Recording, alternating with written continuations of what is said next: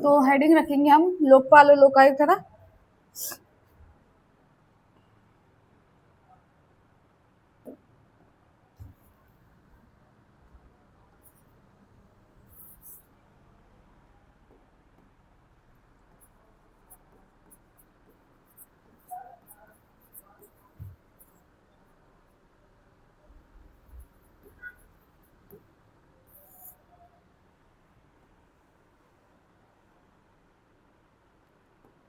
हम देख रहे थे इस पे किसका गठन कब हुआ था, 2013 में, और है ना। चलिए, तो लोकपाल लोकायुक्त क्या होते हैं, मैं आपको लास्ट क्लास में बता चुकी थी कि एक एंटी करप्शन बॉडी है। अगर आम नागरिक को किसी अधिकारी या मंत्री के खिलाफ अगर शिकायत करनी है तो वो किसमें जा सकता है, लोकायुक्त। और बेसिकली देखा जाए तो ये एक करप्शन के लिए बनी हुई है। अगर मैं हिस्ट्री की बात करूं इसकी, तो इसकी हिस्ट्री यानी कि ये जो आपका लोकपाल लोकायुक्त है, ये आया कैसे। तो सबसे पहले देखा जाए तो 1803 में ये जो शब्द है वो आया था आपका स्वीडन में आया था, जो कि आपकी एक स्कैंडिनेवियन कंट्री है। यहाँ पे सबसे पहले इसका जो है जिक्र किया गया था, और किस वे में, एक ओम्बुड्समैन नाम से लोकपाल लोकायुक्त का क्या किया था, यहाँ पे जिक्र हुआ था। उसके बाद फिर हमने देखा कि 1966 में सबसे पहले भारत में आपके एल.एम.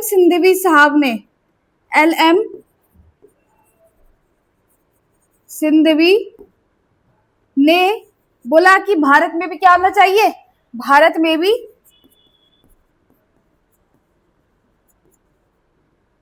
लोकपाल और लोकायुक्त होने चाहिए। 1963 में एल.एम. सिंघवी ने भी कहा कि भाई भारत में भी क्या होनी चाहिए, लोकपाल लोकायुक्त होनी चाहिए, स्टार्टिंग में, है ना। उसके बाद फिर हमने देखा कि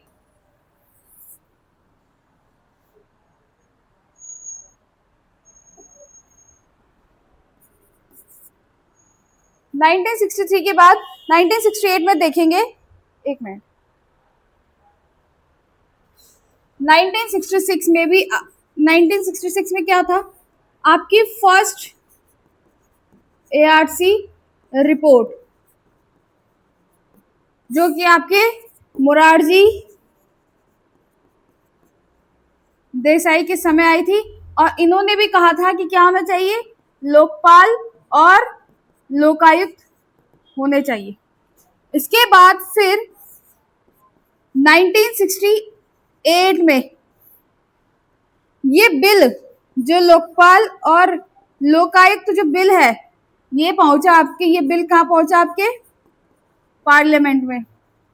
ये सब मैं आपको परसों करा चुकी है, पार्लियामेंट में पहुंचा, है ना, पार्लियामेंट में। उसके बाद जैसे ये पार्लियामेंट में पहुंचा, उसके बाद 1971 में महाराष्ट्र पहला राज्य था जिसने क्या किया,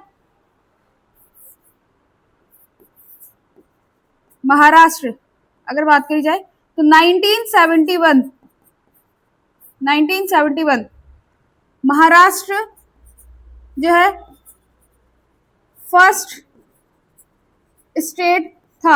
महाराष्ट्र फर्स्ट स्टेट था जिसने अपने स्टेट में लोकपाल को नियुक्त किया, अपने स्टेट में लोकपाल को बनाया, यानी कि लोकपाल की एक पोस्ट बनाई। उसके बाद फिर सेकंड एआरसी की रिपोर्ट आती है, उसके बाद फिर सेकंड एआरसी रिपोर्ट आती है, जो कि आपकी आती है विरूपा मोइली, है ना। इसमें जो है यहाँ पे इसने भी सिफारिश थी। फिर इसके बाद जो है यहाँ पे 2012 और 2013 में अन्ना हजारे की लीडरशिप में क्या होता है, एक नागरिक विद्रोह होता है। इसके बाद 2013 में ये बिल पास हुआ। 2014 14 से पूरे देश में लागू हुआ और 2019 में आपके फर्स्ट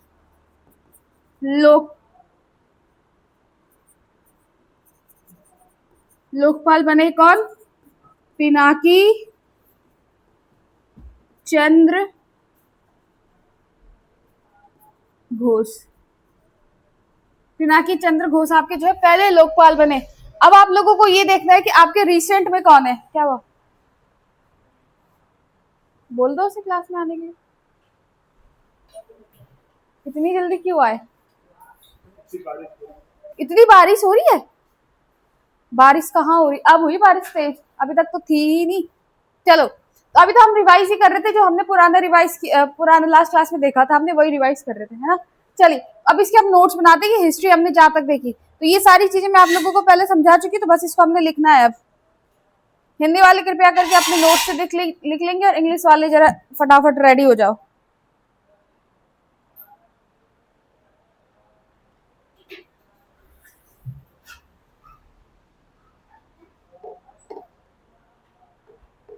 चलो, इसके बाद फिर हम इसका स्ट्रक्चर देखेंगे। तो सबसे पहले देखेंगे हम इसके बारे में, तो लिखेंगे पहले तो लोकपाल लोकायुक्त क्या होता है।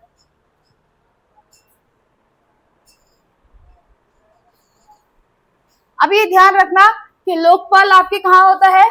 सेंटर में, और लोकायुक्त कहाँ होगा आपका? स्टेट के लिए। आई बात समझ में? लोकपाल आपके सेंटर के लिए होता है, लोकायुक्त आपके स्टेट के लिए होता है। चलिए लिखेंगे इसमें,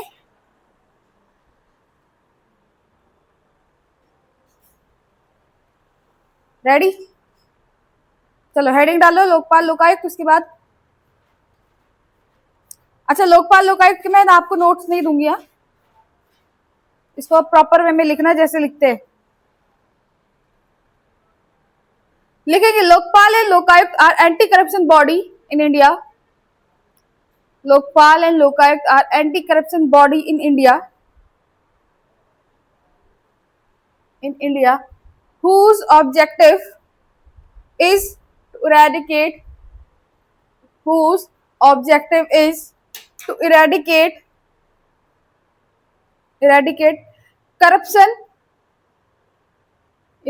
corruption and misgovernance in public offices.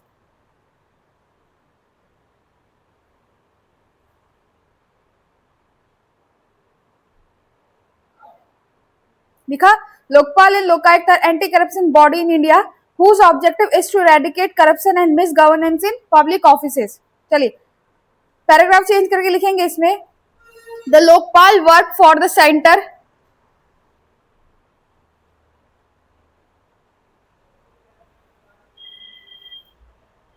the Lokpal works for the center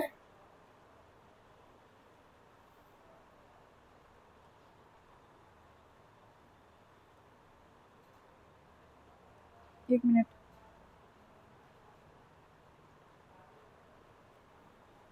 and check the member. अच्छा इतना छोड़ो, रहने दो। Lokpal works for the centre लिखा, इसके बाद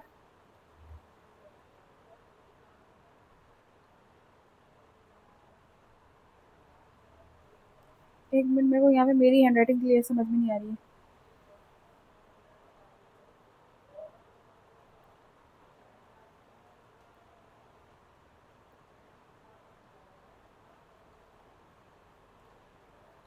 and check the member of the parliament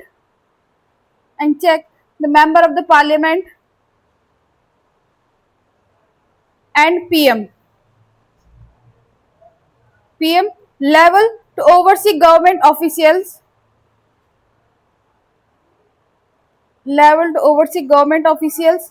including citizens, whereas the Lokayukt handles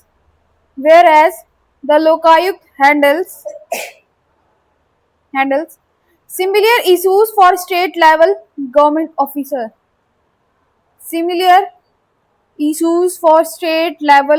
officer. Official लिखना, ठीक है। For state government official Lokpal तो आपकी सेंटर के लिए काम करेगा, लोकायुक्त किसके लिए काम करेगा? स्टेट के लिए। अब लिखना नेक्स्ट, अगेन पैराग्राफ चेंज करके लिखेंगे इसमें। अच्छा, पैराग्राफ चेंज करना आता है ना, क्योंकि पैराग्राफ चेंज करना मेंस में बहुत इंपॉर्टेंट रहेगा। लिखेंगे under the Lokpal and Lokayukta act 2013, paragraph change करके ना, जैसे लाइन यहाँ पे कंप्लीट हो, यहाँ से लिखना, यहाँ से बीच से, अब रहने दो पैराग्राफ, ध्यान रखना पैराग्राफ चेंज ऐसे होगा। आपने सपोज यहाँ से स्टार्ट किया लाइन लिखना, ऐसे ऐसे ऐसे लिखना, कहीं पर भी लाइन चाहे यहाँ पे एंड हो रही है चाहे यहाँ पे एंड हो रही है, अगर तुम्हें पैराग्राफ चेंज करने के लिए बोला गया तो यहाँ से, ये काम जो है साफ सुथरा दिखता है और यही तुम्हें मेंस में हेल्प रहेगी। कहाँ? जब तुम निबंध लिखोगे, मेंस के आंसर्स लिखोगे। लिखेंगे under the Lokpal and Lokayukta act 2013, it established transparency and accountability. It established transparency and accountability and corrective investigates complaints and corrective investigates complaint of corruption, comma, ensures action in governance, ensures action in governance, corrective investigates complaint of corruption, corrective investigates complaints of corruptions, comma, ensure action in governance, ensure action in governance, comma, plays a vital role in strengthening anti-corruption practices and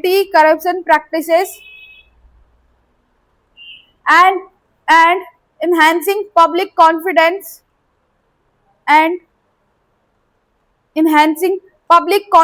in government system। चलिए, इतना तो समझ में आया कि लोकपाल और लोकायुक्त का काम क्या होता है, कहाँ काम करता है। अब नेक्स्ट हेडिंग लिखेंगे development and background of Lokpal and Lokayukta, heading लिखेंगे, यानी कि अब हम इसकी हिस्ट्री देखेंगे कि इसका हिस्ट्री कैसे कैसे आया है।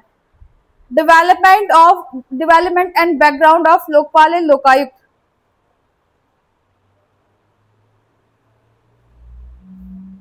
पहला पॉइंट लिखेंगे इसमें, it was first developed in 1803,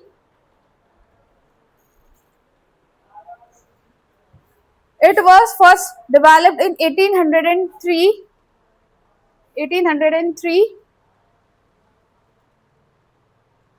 as a Swedish word ombudsman, याद रखना, ये इंपॉर्टेंट है, ये वर्ड इंपॉर्टेंट है। नेक्स्ट वर्ड लिखेंगे इन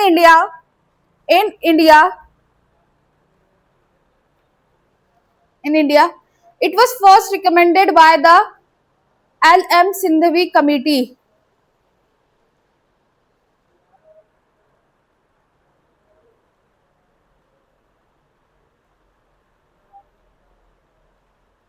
In India,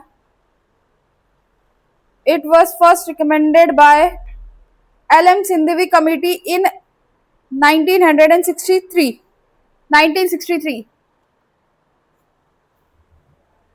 Third point,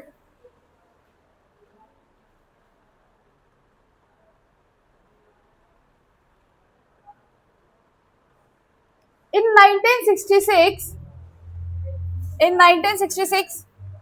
first ARC report also recommended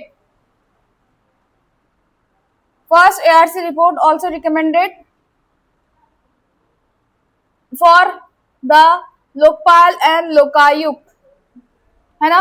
और ध्यान रखना उस समय कौन थे आपके, मोरारजी देसाई। कब आई थी? 1966 में। चलिए नेक्स्ट पॉइंट लिखेंगे इसमें, आगे फटाफट से लिखेंगे।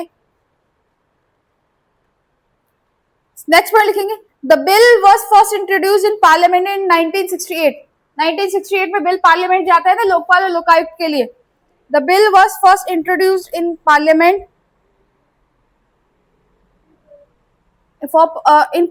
For Lokayukta and Lokpal in 1968. 1968 में पहले ये बिल जो है लोकपाल लोकायुक्त के लिए बिल कहाँ पहुंचता है, पार्लियामेंट पहुंचता है. चलिए इंपॉर्टेंट करके लिखेंगे यहाँ पे कि आपका इंपॉर्टेंट नोट हो जाएगा. इस पे लिखेंगे Maharashtra was the first state to impose, या Maharashtra was the first state to implement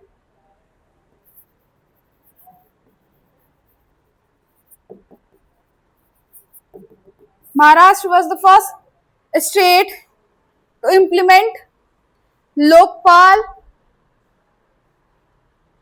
in 1971. 1971 में लोकपाल की नियुक्ति कहाँ करता है, ये अपने स्टेट में करता है. चलिए आगे देखते हैं इसका. फिर लिखेंगे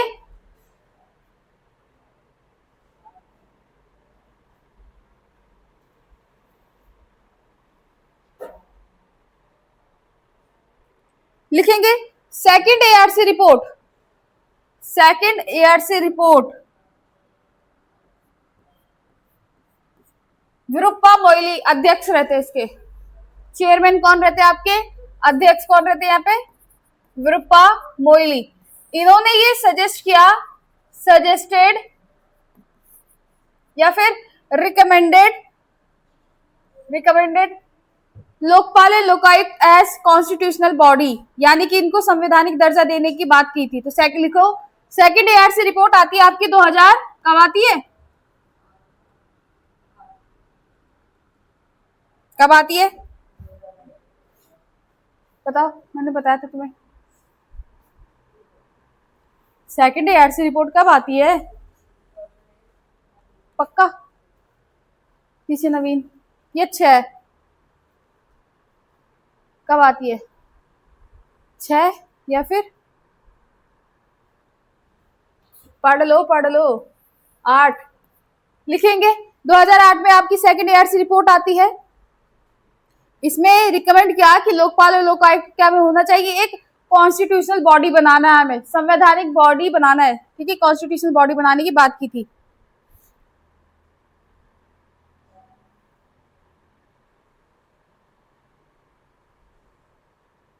फिर 2012 और 13 में अन्ना हजारे की लीडरशिप में क्या होता है, एक सिविल विद्रोह होता है. यानी कि क्या बोल सकते हैं हम इसे, नागरिक विद्रोह को क्या बोल सकते हैं हम, सिविल विद्रोह या सिविल मूवमेंट होता है.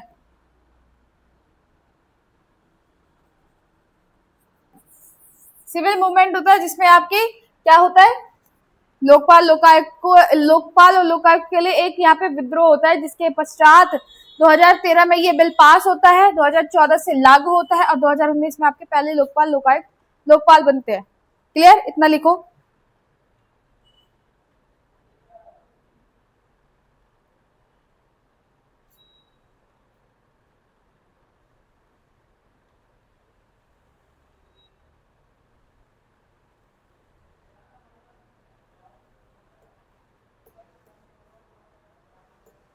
लिखा इतना. चलिए आगे देखते हैं. अब इसके हम मेंबर्स की बात करते हैं, राइट. तो लिखेंगे हेडिंग में मेंबर्स कौन कौन होंगे इसमें. तो देखो सबसे पहले क्या आएगा, कैसी बॉडी है ये, मल्टी मेंबर बॉडी है. मल्टी मेंबर बॉडी बोलने का मतलब क्या है, 1+8 का इसमें स्ट्रक्चर रहने वाला, 1+8 का स्ट्रक्चर, यानी कि एक चेयरमैन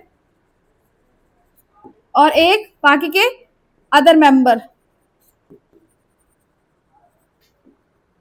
अब इसमें लिखेंगे आप, पहले इतना लिखा, इसके बाद इसके मेंबर्स की बात की जाएगी. तो मेंबर्स कैसे होंगे, तो पहला पॉइंट लिखेंगे मेंबर्स का.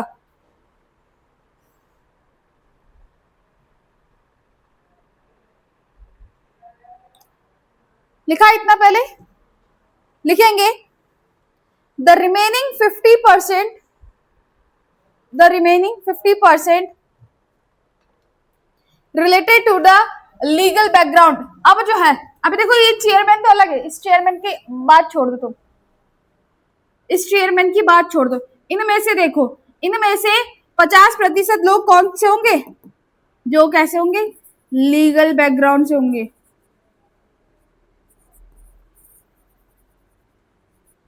लीगल बैकग्राउंड वाले होंगे, क्लियर।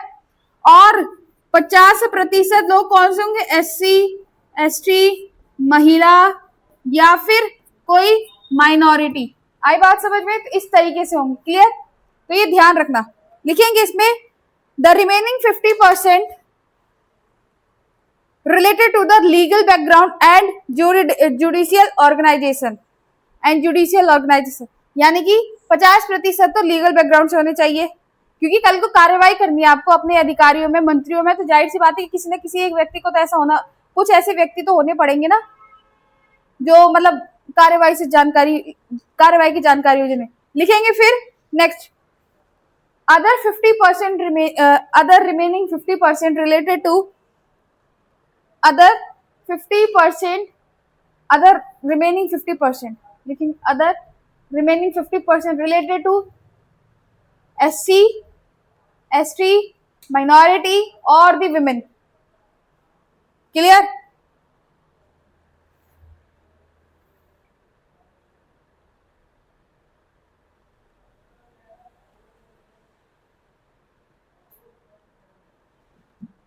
पहली बात तो इतना समझ में आया। अब ये जो 8 सदस्य है, ये जो 9 सदस्य आ रहे हैं आपके, अब ये जो 9 सदस्य है, इन 9 सदस्यों की क्या एलिजिबिलिटी होनी चाहिए, योग्यता क्या होनी चाहिए कि जिस बेसिस पे हम बोल सकते हैं कि हाँ ये आपके इस बॉडी यानी कि ये लोकपाल और लोकायुक्त बनने के काबिल है, क्लियर। इनकी क्या योग्यता होनी चाहिए, तो लिखेंगे एलिजिबिलिटी क्राइटेरिया, लिखेंगे एलिजिबिलिटी। नेक्स्ट लिखेंगे एलिजिबिलिटी,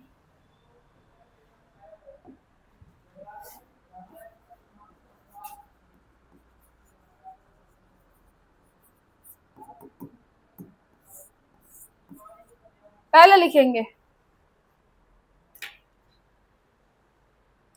करंट और फॉर्मल जस्टिस ऑफ करंट और former chief justice of supreme court और high court, chief justice of supreme court और हाई कोर्ट, क्लियर। ये वो व्यक्ति होंगे जो या तो पहले से मतलब जिन्होंने जज की नौकरी या तो कर रहे हो या रिटायर्ड हो चुके, जैसे सीजीआई आपका चीफ जस्टिस रिटायर्ड हो जाएगा, उसके बाद क्या काम करेगा, लोकपाल लोकायुक्त बना दो उसे, क्लियर। तो इनके पास मतलब आफ्टर रिटायरमेंट भी इनके पास काम होते हैं, तो सीजीआई। दूसरा लिखेंगे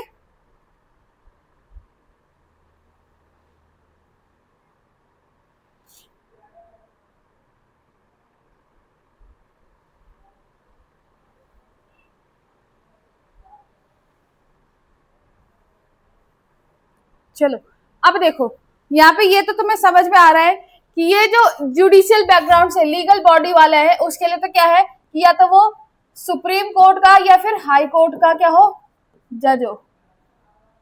ये तो तुम्हें समझ में आ रहा है,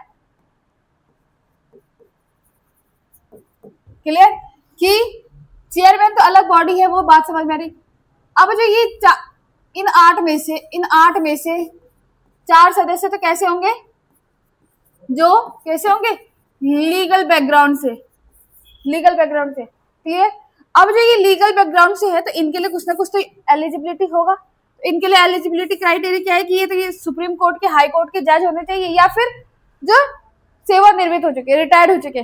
लेकिन इनके लिए क्या, जो आपके बाकी के 4 SC, ST, महिला और माइनॉरिटी है, इनके लिए क्या है ना, इनके लिए क्या एलिजिबिलिटी क्राइटेरिया होगा, क्लियर, इतना समझ में आ रहा है। तो लिखेंगे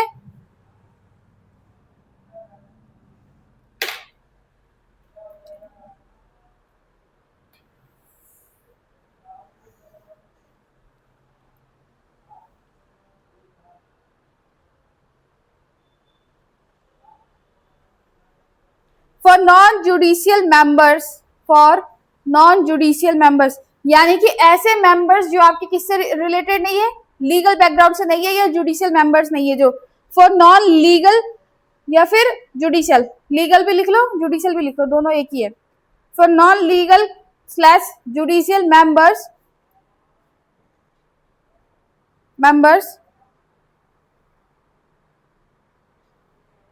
एक मिनट है,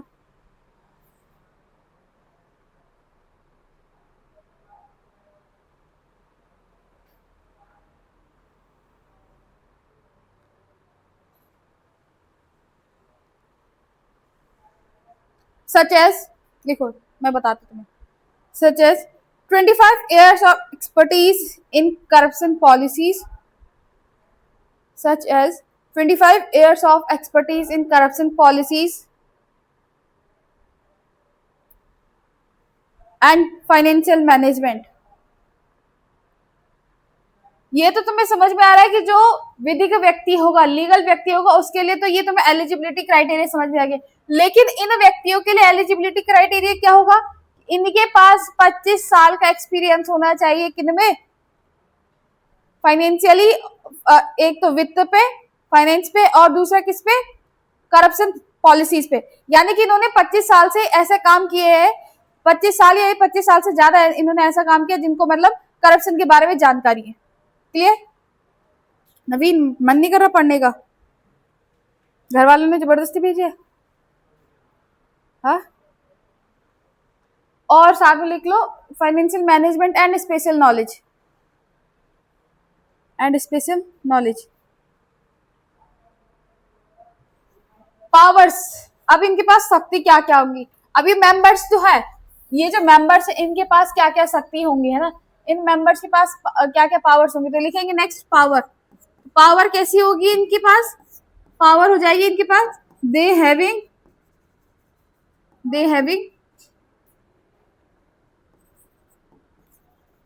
सिविल पावर।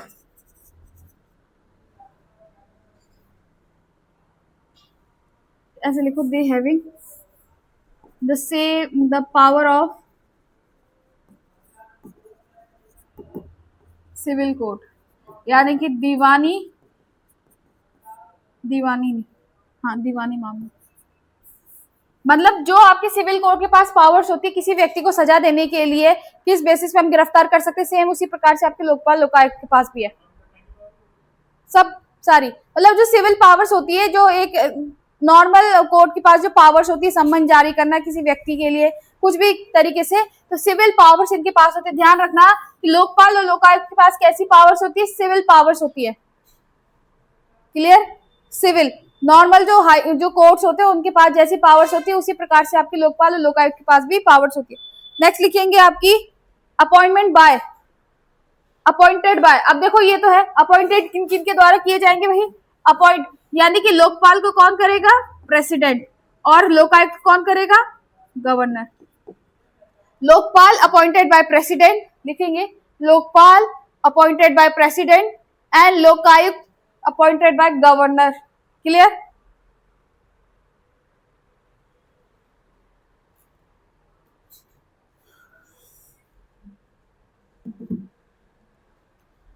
अब ये तो है, चलो ये समझ में आई है। अब यहाँ पे पता सबसे ज्यादा मेन चीज क्या है कि आखिर हम लोकपाल और लोकायुक्त किन व्यक्तियों को बनाए? अभी तो मेंबर्स का तो हमें समझ में आ गया कि 50% लीगल बैकग्राउंड से होने चाहिए, 50% नॉन लीगल बैकग्राउंड से होने चाहिए।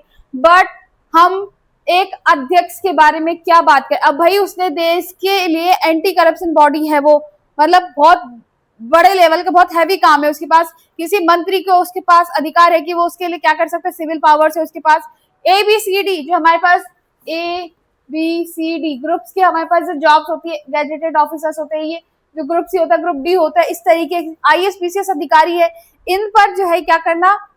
इनके लिए करप्शन के लिए जांच करना। अभी देखो आपकी जो सेकंड ARC रिपोर्ट है, नहीं सेकंड ARC नहीं, हम देखेंगे इसी में कि जो लोकपाल और लोकायुक्त है, आप लोग ध्यान रखना कि जब भी आपका एक PCS अधिकारी IAS PCS आप कल को बनोगे, IAS या PCS कुछ भी बनते हो, मतलब कुछ भी एक आप ग्रुप A या B लेवल के जो ऑफिसर्स बनते हो, अब क्या प्रोविजन हो गया है कि अपने जॉब की ज्वाइनिंग के, आज आपने ज्वाइनिंग कर दी, आने वाले 30 दिन के भीतर भीतर आपको जो है अपनी इनकम का सारा ब्यौरा लोकपाल और लोकायुक्त को देना होगा। अगर आप सेंट्रल लेवल के कर्मचारी है तो लोकपाल को दोगे, स्टेट लेवल के कर्मचारी है तो लोकायुक्त। क्यों? ताकि हमें पता रहे कि आज की डेट में अगर इसके पास 10 लाख रुपए है एक नॉर्मल इंसान के होने चलते, तो आने वाले आगे 5-10 सालों में इसके पास अगर 15-20 करोड़ रुपए होते तो किस बेसिस पे हो रहे हैं? क्लियर? आई बात समझ में? ज्वाइनिंग के 30 दिन के भीतर भीतर आपको अपनी जो इनकम है, अपना जो फाइनेंशियल स्टेटस है, जितनी आपके पास धन संपदा है, संपत्ति है, वो सब का ब्यौरा आपको लोकपाल और लोकायुक्त को देना। अगर आप पहले से अमीर है, बिजनेस परिवार से है, तो आपके पास पैसा ज्यादा होना जाहिर सी बात है। लेकिन आप एक नॉर्मल बैकग्राउंड से आते हैं, आपकी एक नॉर्मल मिडिल क्लास फैमिली से आते हैं, और आप एक अधिकारी बनने के बाद बहुत ज्यादा समृद्धशाली हो गए हो, तो किस बेसिस पे हुए हो, ये भी आपको ध्यान रखना है। क्लियर? और हर एक साल में अपना जो ब्यौरा है वो लोकपाल और लोकायुक्त को देना पड़ता है, एक अधिकारी को और एक मंत्री को। क्लियर? अब वो अंदर ही अंदर क्या झोल चलता है वो अलग बात है, बट स्टिल यहाँ पे प्रोविजन है। अभी ये प्रोविजन में यहाँ पे तुम्हें समझा रही हूँ, ये अभी लिखने के लिए नहीं है, ये हम तब देखेंगे कि भाई आपकी जो लोकपाल और लोकायुक्त है उसके वजह से प्रशासन में किस तरीके से सुधार आया। ये हमने गवर्नेंस वाले टॉपिक में पढ़ना है, जब हम गवर्नेंस वाला चैप्टर, गवर्नेंस के सब्जेक्ट में हम इसको पढ़ेंगे। क्लियर? अलग सब्जेक्ट है, लेकिन बिना पॉलिटी के गवर्नेंस अधूरी है। देखो, गवर्नेंस तभी समझ में आती है जब तुमने पॉलिटी पढ़ी है, क्योंकि उसमें आर्टिकल सबसे ज्यादा इंपॉर्टेंट है। अगर तुमने पॉलिटी नहीं पढ़ा है तो गवर्नेंस तो तुम्हारा ऐसे जाएगा, एरोप्लेन मोड बन के जाएगा। इंटरनल सिक्योरिटी आपके ज्योग्राफी पे बेस्ड है, इंटरनेशनल रिलेशन आपके पॉलिटी पे बेस्ड है, तो ज्योग्राफी पे बेस्ड है। एथिक्स आपकी अपनी इच्छा से है, आपकी अपनी अंतरात्मा क्या बोलती है, एक प्रशासनिक अधिकारी बनोगे तो क्या है आपका। चलो फिलहाल इतना समझ में आया, तो यहाँ पे ये तो मैं अलग बात थी। अब देखो, मैं ये आपको बता रही थी कि आपका लोकपाल और लोकायुक्त अलग अलग स्टेट्स में आपका लोकायुक्त रहता है, और लोकपाल आपके पूरे देश के लिए एक अधिकारी है। इनके लिए इतने बड़े अधिकारी को चुनने के लिए भले इसको अपॉइंट राष्ट्रपति करता है, लेकिन अपने हिसाब से थोड़ी, कुछ ना कुछ। तो यहाँ पे ध्यान रखना, सिलेक्ट कमिटी,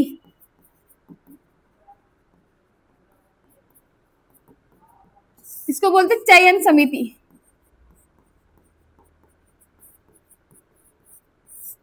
देखो, लोकपाल को अगर हमें चुनना है उसके लिए चयन समिति, अब इधर ध्यान दो, इधर ध्यान दो, उस चयन समिति में कौन कौन मेंबर्स होते हैं ये ध्यान रखना।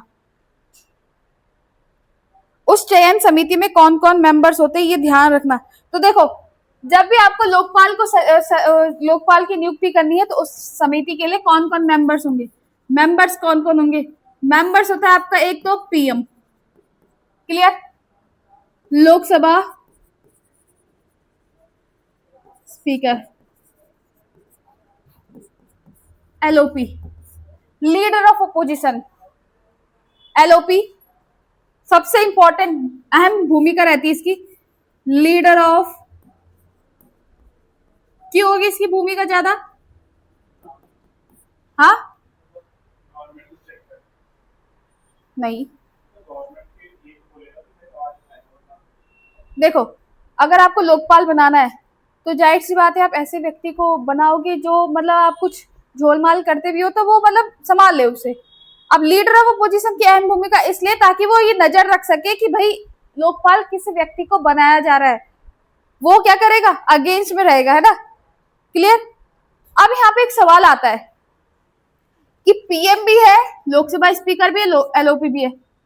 अब इनके बीच में तो मतभेद होगा, तो ये किसी व्यक्ति को लोकपाल बनने ही नहीं देंगे। तो इस कंडीशन में क्या होगा, सपोज एक व्यक्ति है नवीन, नवीन नाम का व्यक्ति है।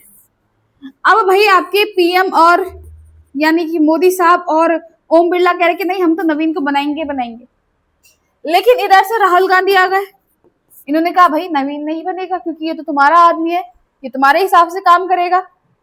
तब इस कंडीशन में क्या ये व्यक्ति लोकपाल बन पाएगा, चाहे नवीन नहीं भी है, अनुदीप ही है।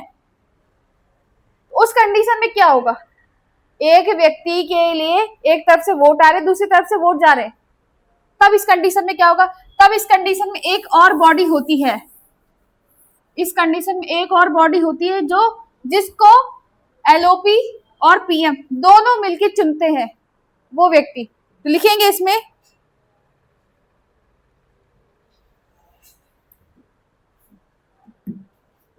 चयन समिति, यानी कि ये जो आपकी सेलेक्ट कमिटी है, इन सेलेक्ट कमिटी के मतलब एक तो इसमें होता है पीएम, हाँ CJI, chief justice of India, इन चार की सिफारिश पर कोई एक व्यक्ति होगा इन चारों की अनुशंसा, यानी कि इन चारों ने किसी एक व्यक्ति को, सरस्वती को चुन लिया कि भाई सीजीआई भी बोलता है कि नहीं सरस्वती है, पीएम भी बोलता है कि सरस्वती, लोकसभा स्पीकर भी सरस्वती को कहता है और एलओपी भी सरस्वती को कहता है, तब जाके यहाँ पे एक व्यक्ति को बनाया जाएगा जो अपॉइंट किया जाएगा किसके द्वारा, अपॉइंटेड बाय प्रेसिडेंट। पहली बात तो ये क्लियर हो गया, ये इंपॉर्टेंट है, कल को आप आरटीआई वगैरह पढ़ोगे, कुछ भी पढ़ोगे, ईडी पढ़ोगे, तो उनके लिए भी आपको ये ध्यान रखना है कि पीएम, लोकसभा स्पीकर, एलओपी और एक सीजीआई, इन चारों के अलावा इन चारों ने किसी एक व्यक्ति को बनाया, आपके किसी एक व्यक्ति को चुना है और उस चयनित व्यक्ति को कौन अपॉइंट करेगा यहाँ पे, प्रेसिडेंट। तब ये जितने भी 1 2 3 4 5, ये पांचों के पांचों मेंबर्स क्या करते हैं, एक लोकपाल को चुनते हैं। ये पांचों मेंबर तब एक लोकपाल को चुनेंगे। क्लियर, आई बात समझ में? चलो लिखे इसे, तो लिखेंगे इसमें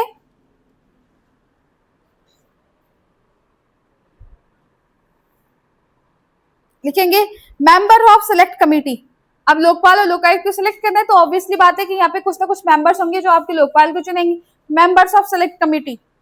तो मेंबर्स कौन कौन से हो जाएंगे, पहला लिखो पीएम, प्राइम मिनिस्टर, दूसरा प्रेसिडेंट, तीसरा लीडर ऑफ अपोजिशन। अब यहाँ पे जरूरी नहीं कि राहुल गांधी रहेंगे, राहुल गांधी किसी एक व्यक्ति को भी बोल सकते कि भाई आप जो है अपना रिप्रेजेंट करो मेरे को, लीडर ऑफ अपोजिशन को, है ना। एलओपी यानी कि leader of opposition, chief justice of India CGI, CGI और सिलेक्शन कमिटी, नहीं ऐसे लिखो, एक मिनट लिखोगे, a nominated person selected by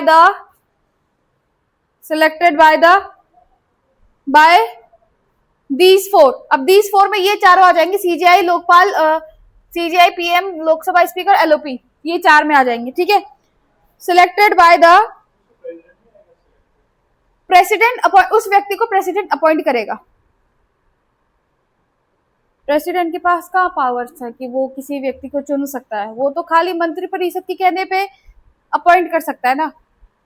लिखेंगे a nominated person selected by these four and is appointed by the president,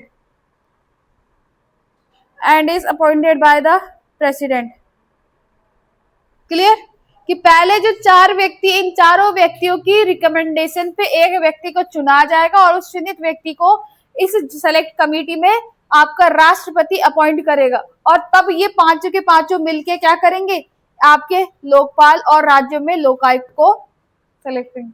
ठीक है, सेम कंडीशन आपकी कहाँ है, आपकी लोकायुक्त के लिए भी हो जाएगी। क्लियर, स्टेट्स में CM, legislative speaker, leader of opposition states में भी होते हैं, हाई कोर्ट का जज और अपॉइंटेड बाय द गवर्नर, एक ऐसे व्यक्ति जो आपके गवर्नर के थ्रू अपॉइंट किया जाए। बेसिकली देखा जाए तो लोकायुक्त आपसे पूछा नहीं जाता कि क्या क्या है, लोकपाल पे ज्यादा प्रश्न बनते हैं।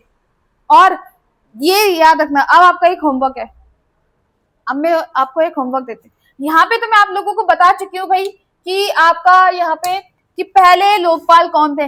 अब करंट की दृष्टि से आपको देखना है कि रिसेंट में आपके लोकपाल कौन है और उत्तराखंड स्टेट का प्रथम लोकायुक्त कौन था और अभी करंट में लोकायुक्त कौन चल रहा है। भाई मेरा फायदा नहीं होगा, तुम्हारा फायदा होगा, तुमने पढ़ लिया, फायदा तुम्हारा होगा। एग्जाम में क्वेश्चन आ गया, तुम आराम से सॉल्व कर सकते हो।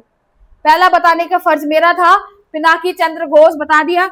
अब दूसरा आपको ध्यान रखना, लोकपाल कौन था स्टार्टिंग में उत्तराखंड का, और सॉरी लोकायुक्त कौन था उत्तराखंड का पहला, और लोकायुक्त करंट का कौन है।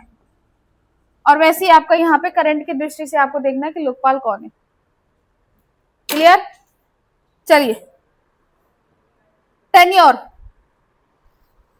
कार्यकाल कितना होगा, 5 से 70 साल, जो भी पहले पूरा हो जाए, 5 या फिर 70 ईयर, 5 या फिर 70 ईयर, जो भी पहले पूरा हो जाए।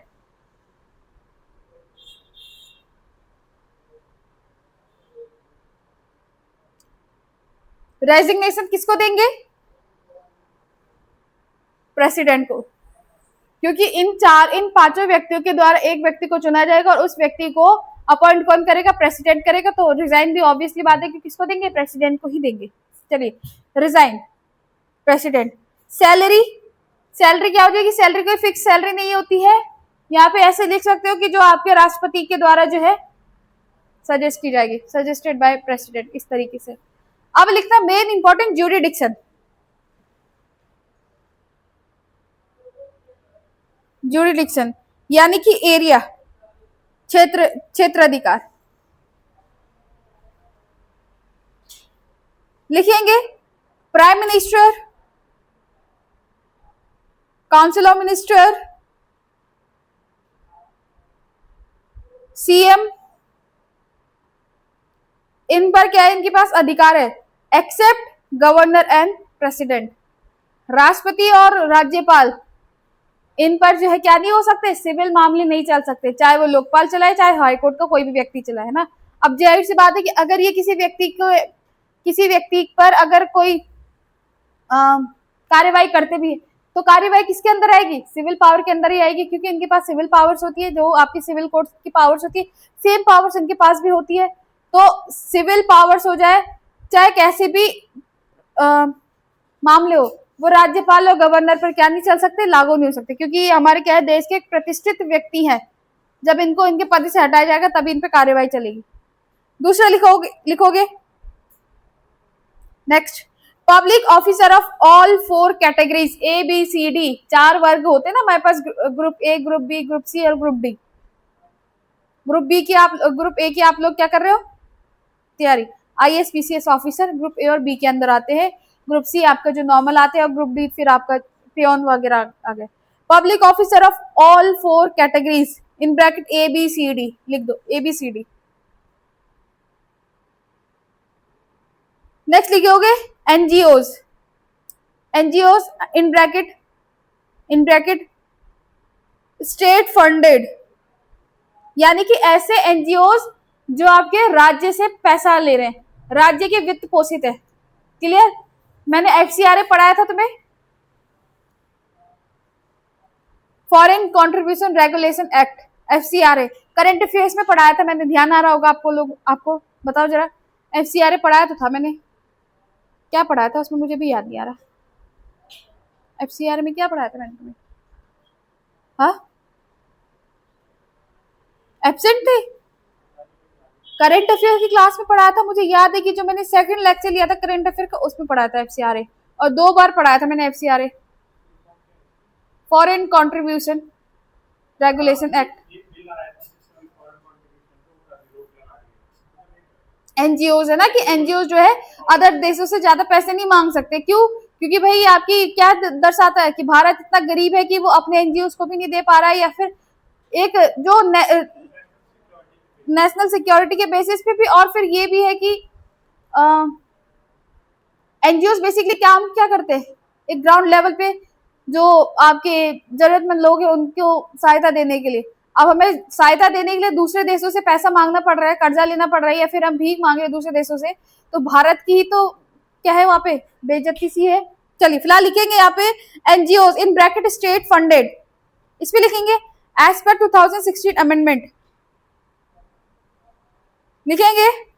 It also include NGOs that have, it includes NGOs that have foreign sources of rupees 10 lakh, foreign sources of rupees 10 lakh under FCRA, under FCRA। अब मैं समझाऊंगी तुम्हें इसमें, बस हो गया ये कंप्लीट। FCRA आपका 2016 में अमेंड किया था ये।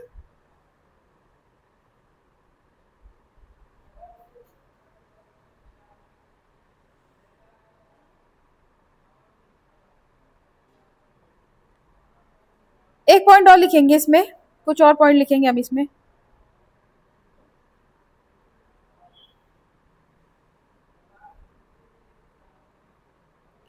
इसी में लिखेंगे under this act public servant and employees, under this act public servant and employees running NGOs and trust are prohibited।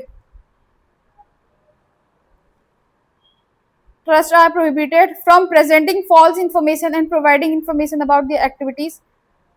Prohibited from presenting false information, and providing information and providing information about their activities,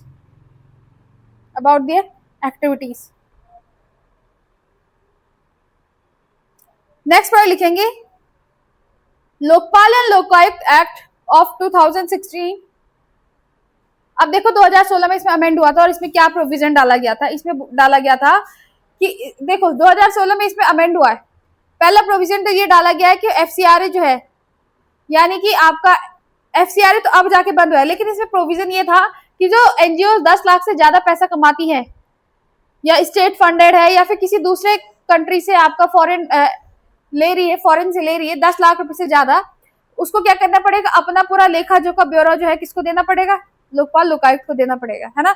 और इसमें लिखेंगे Lokpal and Lokayukta act of 2016 provides that it is mandatory for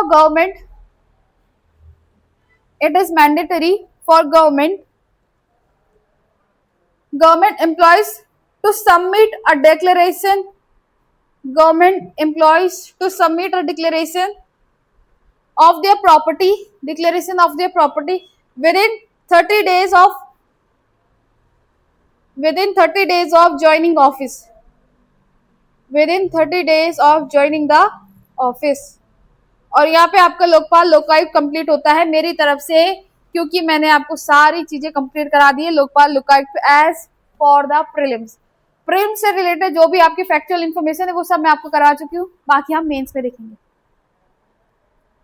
कोई doubt यहाँ पे, Lokpal Lokayukta complete होता है आपका।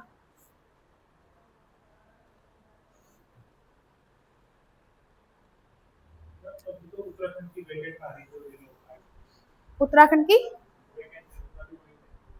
Vacant है, हाँ तो वेकेंट होगी फिर। पहला देख लो, पहला कौन था, हाँ रज्जा करके था, हाँ रज्जा, मेरे को नाम रज्जा याद आ रहा है। और करंट का देखो,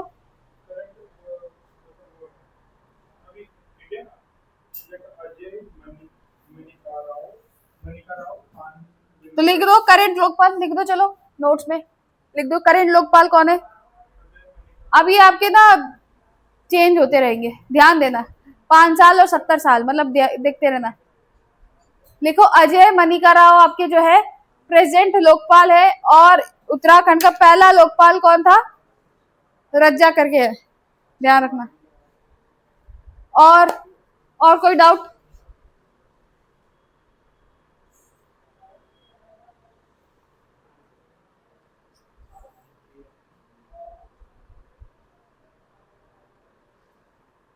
अब इसके बाद क्या बचता है आपका, आरटीआई। चलो एक राइट टू एजुकेशन लिख दो, सारे एक सामने कंपाइल हो जाएगा। अब उसमें क्या लिखोगे, 44 अमेंडमेंट से, फिर ठीक है कॉपी भी भर गई अब तुम्हारी, रफ है। आरटीई तो मेरे को पढ़ाने की जरूरत नहीं है, राइट टू इन्फॉर्मेशन में नहीं पढ़ाऊंगी आपको। आरटीआई तो करवाना मैंने, राइट टू इन्फॉर्मेशन करवाना है, राइट टू एजुकेशन नहीं कराऊंगी। तो राइट टू इन्फॉर्मेशन कल की क्लास में कंप्लीट करते फिर, है ना। कल मैं आपका आरटीआई करा दूंगी। और हाँ, सिटीजन चार्टर एक्ट के बारे में पता है, नागरिक घोषणा पत्र। कभी बैंक गए हो, किसी सरकारी कार्यालय में गए हो, ब्लू कलर के प्रिंट में देखा कभी पोस्टर, सिटीजन चार्टर एक्ट पढ़ने की कभी कोशिश की, बैंक में जाके, एसबीआई में जाके, पीएनबी में जाके, कहीं भी बैंक में जाके लगा रहता है, नहीं पढ़ा, क्योंकि क्या बोलते हैं, जागरूक ही नहीं, हम इतने लापरवाह बच्चे, जागरूकता है ही नहीं हमारे अंदर। खाली बैठ के बस बैंक ही नहीं गए तो कहीं ना कहीं किसी ऑफिस में तो बैठ गए होंगे, तहसील गए होंगे, किसी सरकारी ऑफिस में गए होंगे, खाली बस चले भी गए, कुछ क्या करना, आसपास देखने से बढ़िया तो फोन में रील्स स्क्रॉल कर लिए ना। नागरिक चार्टर एक्ट का मतलब ये होता है कि कोई भी सरकारी विभाग या मंत्रालय ये आपको बताएगा कि हमारी जो सेवा है, हम जो सेवा देने वाले हैं वो कितने समय में देंगे, कब तक देंगे, और अगर आपको ये सेवा प्रोवाइड नहीं की जा रही है टाइम ऑन टाइम, तो आप शिकायत किस तरीके से करेंगे? सपोज आप सीएससी सेंटर या फिर किसी मंत्रालय में चले गए अपना आधार कार्ड बनवाने के लिए, तो उसमें साफ लिखा रहेगा आधार कार्ड के लिए क्या डॉक्यूमेंट चाहिए, क्या क्या प्रोसेस होती है, और कितने से कितने समय में आपका आधार कार्ड बन जाएगा। या फिर आप किसी अपने जाति प्रमाण पत्र बनाने जाते हो किसी ऑफिस में, तो बताया रहेगा कि क्या क्या डॉक्यूमेंट, किस तरीके से क्या प्रक्रिया रहने वाली है, कितने दिन में आपका जाति प्रमाण पत्र या फिर जो आपका स्थायी निवास है वो बन के आ जाएगा। और अगर नहीं आता है ऑन टाइम, किस तरीके से आप शिकायत दर्ज कर सकते हो। और ये प्रोसेस, ये जो आपका नागरिक चार्टर एक्ट है वो क्यों है? ये आपका एक नागरिक होने के नाते अधिकार है कि आपको ये पता होना चाहिए कि हमें कौन सी सेवा मिल रही है, किस तरीके से मिल रही है, कब मिल रही है, और अगर नहीं मिली तो हम किस तरीके से शिकायत कर सकते हैं। बेसिकली इसका काम क्या है? अकाउंटेबिलिटी, ट्रांसपेरेंसी लाना, किसमें? गवर्नेंस में। शासन प्रशासन में आपकी ट्रांसपेरेंसी बहुत ज्यादा इंपॉर्टेंट है, पारदर्शिता, क्लियर। दूसरा अकाउंटेबिलिटी, जवाबदेही। अगर आप सरकार से या शासन प्रशासन से प्रश्न पूछोगे तो अकाउंटेबल होनी चाहिए, जवाबदेहिता होनी चाहिए। इसीलिए जो है यहाँ पे नागरिक चार्टर एक्ट आता है। तो अब जो है आपको पता चल चुका है नागरिक चार्टर एक्ट, हम कल की क्लास में पढ़ेंगे। अगर कभी बैंक वैंक जाओगे तो देख लेना। और मेनली जो है आपका चार्टर एक्ट जो है आपके मैनेजर के ऑफिस में लगा रहता है। क्यों? आम नागरिक पढ़ लेगा वो जागरूक नहीं हो जाएगा, सवाल नहीं करेगा। तो मेनली जो है कल को अगर दिख भी जाए तो मैं किसी मैनेजर के पीओ के ऑफिस में, तो बोल देना भाई इस चार्टर एक्ट को सामने सार्वजनिक रूप से लगाओ, अकेले तुम्हारे लिए नहीं है, आम जनता के लिए बना है। मैंने देखा है कि एक बार मैं कौन से एसबीआई में गई थी, तो वहाँ ऑफिस में लगा था जहाँ पे मैनेजर बैठता है। बोलना तो क्या था, खैर उन्हें बाहर भी लगा हुआ था अंदर भी लगा हुआ था, लेकिन कई ऑफिस में ऐसा होता है कि बाहर नहीं लगा रहता है, नॉर्मल इंसान के लिए जो पढ़ सके। चलो फिलहाल यहाँ पे हमने लोकपाल लोकायुक्त कर दिया है, आज के लिए इतना करते हैं, बाकी आपसे कल मैं पूरे कंप्लीट करा दूंगी। और सैटरडे को कृपया करके टेस्ट के लिए तैयार रहना है। सैटरडे को आपको पूरे 100 नंबर का, आपका जो डेली जो वीकली टेस्ट चलता है वो तो नहीं होगा, लेकिन 100 मार्क्स का पॉलिटी का टेस्ट होगा। टेस्ट पेपर बन चुका है, अच्छे से करना, एकदम रिलैक्स होके करना। टफ नहीं है पेपर, टफ नहीं है, पेपर का लेवल जो है सेट कर रखा है कि जिस तरीके से पेपर बनते हैं starting to end. Charter act से पढ़ लेना, 2-3 दिन का टाइम है, मैंने आपको एक हफ्ते पहले बता दिया था कि भाई टेस्ट होने वाला है आपका, तो फिर अब पढ़ लेना। और वो पेपर तुम्हें ये बताएगा कि हमारे लिए बुक्स कितनी इंपॉर्टेंट है, खाली नोट से कुछ नहीं होने वाला, बुक्स इंपॉर्टेंट है। चलो फिर मिलते हैं आपसे कल की क्लास में।